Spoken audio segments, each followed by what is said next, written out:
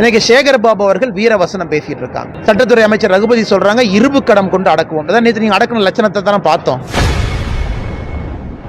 செய்தியாளர்களை சந்தித்து பேசிய பாஜக மாநில தலைவர் அண்ணாமலை, திமுக அமைச்சர்கள் சேகர்பாபு மற்றும் ரகுபதியை கடுமையாக தாக்கி பேசியிருப்பது திமுகவினர் மத்தியில் கடும் அதிர்ச்சியை ஏற்படுத்தியுள்ளது. திருப்பரங்குன்றம் கோயில் எந்த டவுட்டுமே இல்ல, தேவஸ்தானத்துக்கு சொந்தம். மலை யாருக்கு சொந்தம்? அந்த பகுதிக்குள்ள அரசு நிலங்கள் இருந்து அரசுக்கு சொந்தமான 1926 கொடுக்கப்பட்ட தீர்ப்பு என்பது மிக தெளிவா இருக்கு. திருப்பரங்குன்றத்தை பொறுத்தவரை அது முழுமையா கோயிலுக்கு சொந்தம். அது 1926 அப்பீலுக்கு போறாங்க ஹைகோர்ட். 30 நாள் சபார்டினேட் ஜட்ஜில் நடந்த ஒரு என்கொயரி ஒரே நாள் ஹைகோர்ட்ல இருவரும் சமாதானமா போங்கன்னு சொல்றாங்க.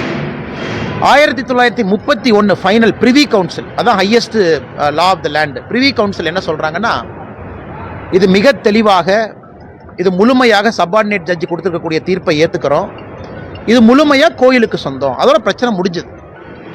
அதன் பிறகு ரயில்வேஸ் அந்த கோயில் இருக்கக்கூடிய பாறையெல்லாம் உடைச்சு அதை மைனிங் பண்ண முற்பட்ட பொழுது கூட திருப்பரங்குன்றை கோயிலினுடைய அத்தாரிட்டிஸ் அதை தடுக்கிறாங்க. நான் சொல்றது ஆங்கிலேயர்கள் காலத்தில்.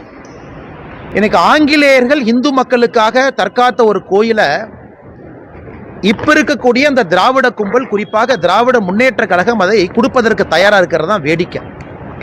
அதனால சேகர் பாபு அவர்கள் முதல்ல இதெல்லாம் பேசுறதுக்கு முன்னாடி 1931 பிரிவி கவுன்சிலினுடைய தீர்ப்பு எடுத்து ஒரு படிக்கட்டும். இன்னைக்கு புதிதாக இன்னொரு மதத்தை சார்ந்தவர்கள் இதை பிரச்சனை ஆரம்பிக்கிறாங்க. மேல காவல்துறை அனுமதிக்கிறாங்க, அவங்க போய் சாப்பிட்றாங்க, ஆடு எடுத்துட்டு போறாங்க, ஒரு மக்களால் தேர்ந்தெடுக்கப்பட்ட எம்பியை எடுக்கிறாங்க. ஒரு எம்பி மேல நடவடிக்கை எடுக்க துப்பில்லை அவருக்கு. இன்னைக்கு சேகர் பாபு அவர்கள் வீர வசனம் பேசிட்டு இருக்காங்க. சட்டத்துறை அமைச்சர் ரகுபதி சொல்றாங்க இரும்பு கடம் கொண்டு அடக்குவோம். நேற்று நீங்க அடக்கின லட்சணத்தை தான் பார்த்தோம். தமிழ்நாடு ஃபுல்லா உங்க காவல்துறை எங்க போய் யாரை பிடிக்கணும்னா, சாதாரணமா பெண்கள்கிட்ட குழந்தைகள்கிட்ட யார் தவறு பண்றாங்களோ அவங்கள போய் பிடிக்கணும். அந்த காவல்துறையை பாரதிய ஜனதா கட்சி கிட்டத்தட்ட 350 பேர்த்துக்கு மேல வீட்டுல நைட்டு 2 மணியிலிருந்து காவல்துறை அங்க போட்டு அவங்கள கைது பண்ணி வச்சிருக்கிறீங்க.